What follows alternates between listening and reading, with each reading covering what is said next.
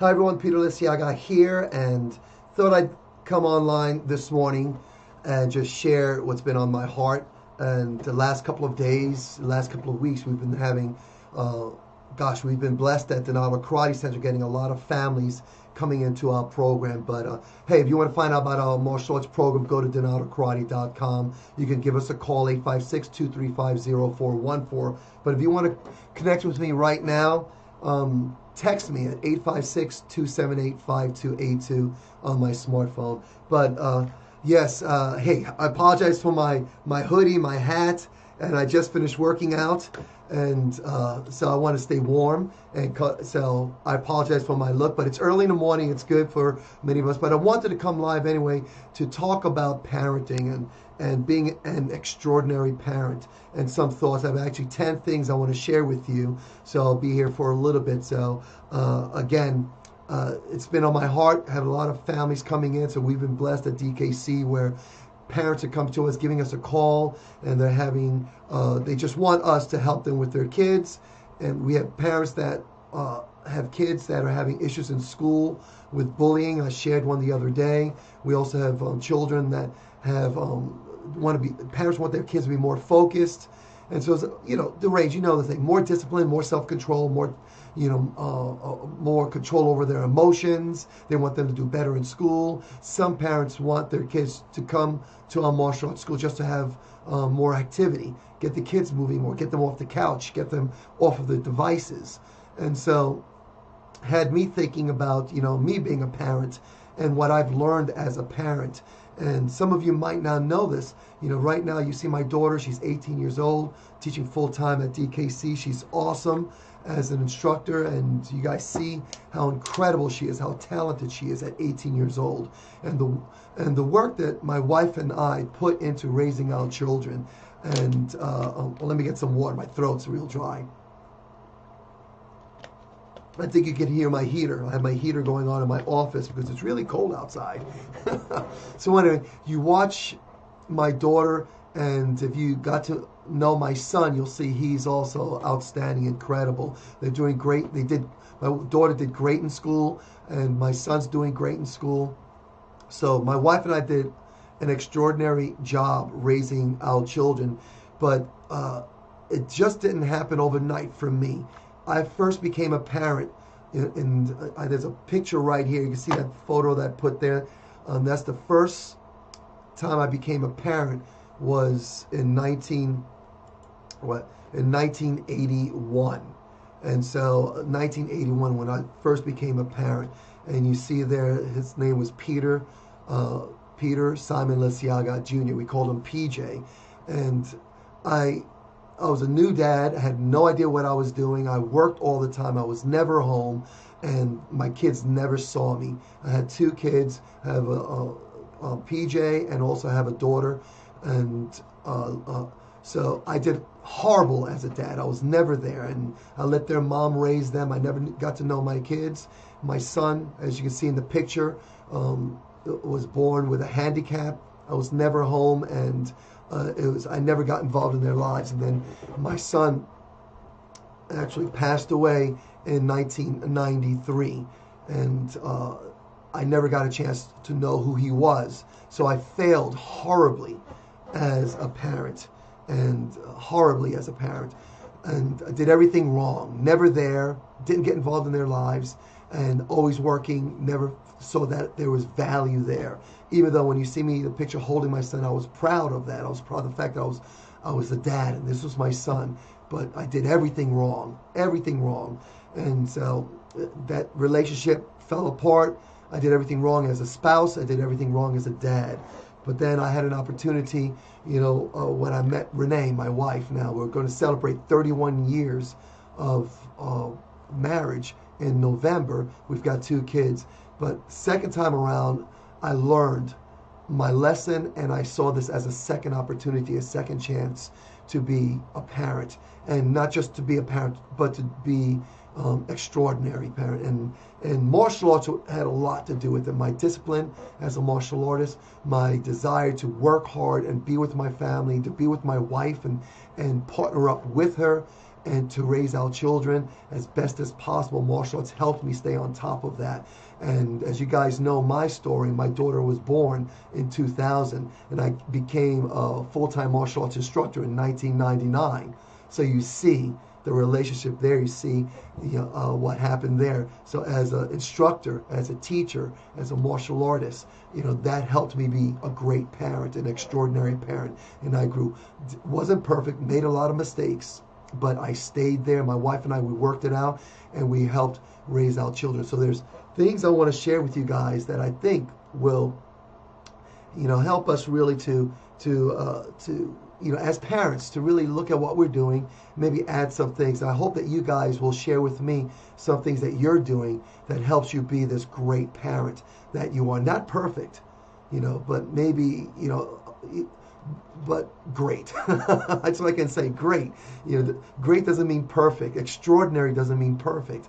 It just means that we're going out of our way to do the best that we can to be the best parent and the best spouse and partner that we can be. And so let's go to the what we can do to be extraordinary parents. What can you do to be an extraordinary parent? These are 10 things that I came up with. Share yours along the way in the comment section or text it to me at 856-278-5282. For number one here, see your children as a blessing. And there are times I get with parents and they'll mention their children as if their children are at worst a curse, and sometimes maybe a nuisance in the way, and I see parents that treat their children as if the children are a burden and annoyance and in the way. But as parents, we have to see our children as blessings, and not just in the good times, not just when our children are doing great, but when our children are really challenging us. And that's an opportunity for us to see who we really are. When our children get us upset, when my child gets me upset, that exposes something that I need to work on. I need to work on managing my own emotions so that I don't get easily upset. And even if our child really, does something really, really wrong, and I find myself really losing it, that's me saying I need to say to myself, I need to really grow in this area, and I need to learn how to control my emotions, because I'm basically leading the way and being a role model for my children. I'll have parents bringing their children to us. The children are having, let's say, temper tantrums or, emotional, they lose control. And, the truth be told, a lot of times our children are learning that from us. And so we've got to see our children, as a blessing. And our children will expose our weaknesses within us. And so they are a blessing. When they're doing great, we could celebrate those moments of awesomeness for our kids. And then when our kids are making mistakes and we're getting frustrated, we have to see that as a lesson for us. So that's a blessing. Okay, guys, so that's my thought on that. Share your thoughts on that. Next thing is that we got to teach boundaries. And for our children, making sure our children understand their boundaries, our boundaries, and even, as a parent, I need to understand our children's boundaries, and we have to teach that to our children, that when I have my time, when it's time for me to be alone, I have to have my time. When it's time to go to bed, it's time to go to bed. When it's time to put the device down, it's time to put the device down. When it's time to do your schoolwork, it's time to do your schoolwork. This is a space where you should be. This is a space where you should not be. If my wife and I want to get intimate, we create the boundary. We need to make sure that we establish that. So parents, we need to do that. And I know when our children were born, my wife and I, our number one goal was to get our child out of our bedroom and into their own bedroom. And I remember the first time with our daughter Alexandra, we took her right away, took her crib and put her crib in her bedroom, and she was screaming and crying. I remember my wife and I laying in our beds and comforting each other and processing it as we heard our child scream, "Mommy, Mommy," screaming and wanting us to bring her back into the room. My wife and I just stayed in the bed, hugging and crying and encouraging each other. And we were going back and forth. First I would get upset, my wife would encourage me, then she'd get upset. And I would encourage her back and forth while our daughter screamed for us to come get her. And it took about 45 minutes to an hour. Eventually, she went to sleep, and from that moment on, she was on her own in her room. But it broke our hearts. But we had to create those boundaries. And I'll have to say, my son had no problem with it. My son had no problem being on his own. To this day, he'll leave, go off on his own, not a problem being on his own. But anyway, we create those boundaries. Number 3, we parents have to make the most of every moment. Every moment that we have with our children, make the most of it. And I love it when our families at DKC enroll their whole families. We have several families that join our martial arts program, and they're all involved, and they're making the moment of that. And I know one family, the Jean Pietro family, I've shared them with you before, and every single one of them train martial arts. And you have little Ben, who's, I believe, 3 years old, going to be 4 years old, all the way through the dad. So there's 5 of them training together, and they see it as an incredible blessing, an opportunity, a precious moment when they get on the mats and train together. So that's awesome. And so if you want to find out about our program, definitely give us a call. Text me, 856-278-5282, or go to our website, donaldokarate.com. But parents, we have to make the moment of every moment with our children, because they're getting older. My kids now are 18 and 15. They're on their own. They're doing their thing. They want to spend less time with us, and that's why I love it that my daughter works with me. I get to see her mature and see her really share her blessings and her talents with others. But parents, our kids are with us for a short time, and eventually they're going to be on their own. And so we have to make the most of every moment and really look at every moment as a precious moment. Next thing is live as the example. Mentioned it earlier that we've got to be the role model for our kids, and they're going to look to us. We're the greatest influence in our lives, and they'll have teachers in their lives, they'll have their friends in their lives, but we right now, especially in the formative years when they're all the way through 6 years old, 7 years old, 8 years old, parents, we're the ones that they're going to learn the most from. So we have to watch what we say, watch what we do. We have to live the best lives possible. We have to be extraordinary. We have to look at how we're taking care of our health, how we're educating ourselves, how we're improving ourselves. And it's a challenge when we tell our children that they must improve, that they must educate, yet we don't do it. So these are opportunities for us to live as an example. What are we doing right now to be a student? What are we doing right now to be leaders? What are we doing right now to take care of our bodies, through nutrition, through fitness? And what are we doing right now to learn how to defend ourselves? These are things that we want for our children. And so I grew up where my parents say, don't do as I do, do as I say. I don't want to be a parent, and I am not a parent like that. I am not a parent that will not tell my child to do something and I would not do it. I say, do as I do. So I tell my kids that let my actions teach, and let my words bring understanding. So parents, we need to live as examples. So that's, if you want to be an extraordinary parent, that's my number 4. Next one is ask for forgiveness. Be ready to ask your children for forgiveness, because we will mess up. We will put our foot in our mouth, we will say the wrong things, we will lose our temper and lose it. I remember a couple of, 2 months ago, my wife and I, we rarely have heated discussions anymore. We've come a long way. Again, we're, going to celebrate 31 years of being together, working together, growing together, building together. And so we know each other really, really well. And we've created our boundaries. We understand each other. We know how to create space. So we rarely have heated upsets. About 2 months ago, I was just in the horrible mood. I was a horrible mood, and I had no control over my state. And then, I just exploded on my wife, and I just let her have it. It was horrible, and I'm very ashamed of it. And my kids were hearing it. I remember my daughter was, she was home, of course, and when my son came home from school, and he went to the back, and he went to my daughter and says, what's going on? And my daughter went, I don't know, Dad's cursing. And I rarely curse, but I was just getting after it. And so anyway, I apologized later on. you know, the tempers went. I calmed down. I went to my wife right away, apologized to my wife for what I did. No excuses. I just apologized to her.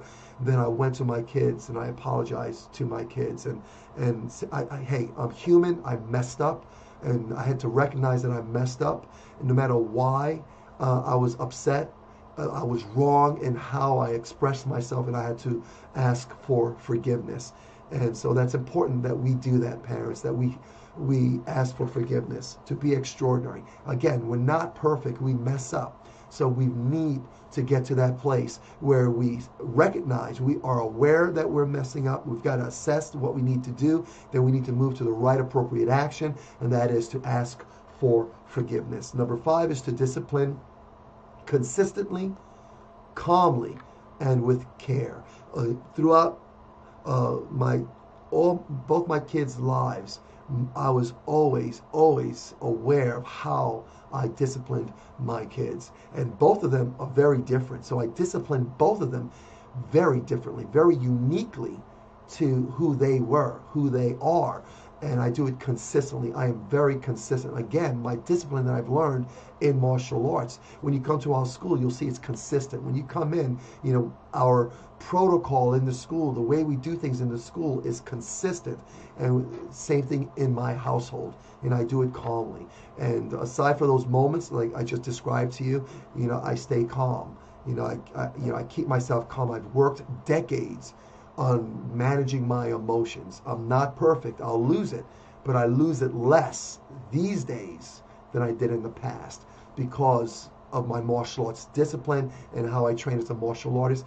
And I bring that to my home, and I calmly, consistently, and with care, with consideration and empathy, discipline my children. So parents, we need to do that. Be purposeful with that, to be extraordinary. Not perfect, extraordinary. Number 7 is pray. I'm a man of faith, and I believe in the power of prayer. I know many of you guys do as well. I don't care what your religion is or what your beliefs are. The power of prayer.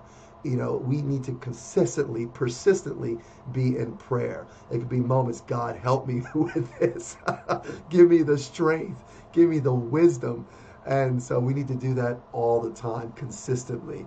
Okay, guys, that's number 7, to be extraordinary. Okay, number 8, become students of your children. Get to know your children. And both my kids are unique. I want to get to know what they like, what they don't like. I want to be a detective and uncover, you know, who they are, because they are unique. And I'll see some similarities of me and my wife in them, but they are unique in their own way, their own likes and dislikes. And really getting to know your children is incredible. It's exciting. And I'm excited of how, as they grow, as my kids get older, you know, I'm seeing the more of their uniqueness and how they think, how they navigate in the world. And yes, I hear my wife in them. I hear me in them. I see my wife in my kids. I see me in my kids. But I also see their uniqueness. So parents, to be extraordinary, let's become students and detectives and really get to know our children for who they are. Not who we want them to be or who we hope them to be or what we wish for them to be, but who they truly and uniquely are. So guys, that's number 8. Number 9 is let your presence be the present that you give to your child. Okay, be there. I remember one of my greatest failures for being a parent to be a parent in my first time around was I was never there. I was always working, and I get that. Moms and dads, I get the fact that we got to work. We have to put food on the table. We have to make sure we have a home so that we can live in and raise our children. So I totally get that. But it's not the amount of time that you spend with your children, but it's the quality of time. It's cliche, but it's true. If you're working all day and you have 15 minutes with your children, make it a present, a gift you give to them. find a way to re-energize yourself. And I spoke yesterday about resting and resetting, releasing what's going on in the course of your day and resetting your mind. So you can do that. I spoke about it yesterday, that one of the things that I do right before I go to DKC and periodically through the day is that I'll close my eyes. Sometimes it's for a minute. And I actually had my daughter do that on a drive to DKC yesterday, to close her eyes just for a minute to release how she was feeling and to reset her mind. You can do that right before you go into the home. If you're coming back from work, you sit in the car, close your eyes, and just take a deep breath in and tell yourself to release all the stress you had for the day, and then tell yourself to reset, so that when you walk through the door, you are present, you're focused, and you present yourself, as a gift to your family. And then you turn that into a precious moment that you then give as a gift. Get to know your children, let them get to know you. And like with my son, when I get with my son, we talk very little, but it's that time when I'm with my son, because he doesn't talk much. He plays his music, he does his thing, but me being there, I can see it on his face that he loves it, he likes it. And we don't have to go through a lot of talk or anything like that. So be there. Okay, so your presence is the present. Next and last, be forgiving of yourself and your children. Hey, grace and mercy goes a long way, guys. We're going to mess up. I mess up all the time. And I need to ask for forgiveness, but I also need to seek forgiveness for myself. And I know my mom made a lot of mistakes. She had 5 of us, raising 5 of us on her own. And one of my greatest sadness for my mom is the fact that she never forgave herself for the mistakes that she made. And no matter how much I told her, Mom, I forgive you, I get it, I forgive you, and she never really forgave herself. And so every time I saw her, I saw in her face this torment that it was eating away at her.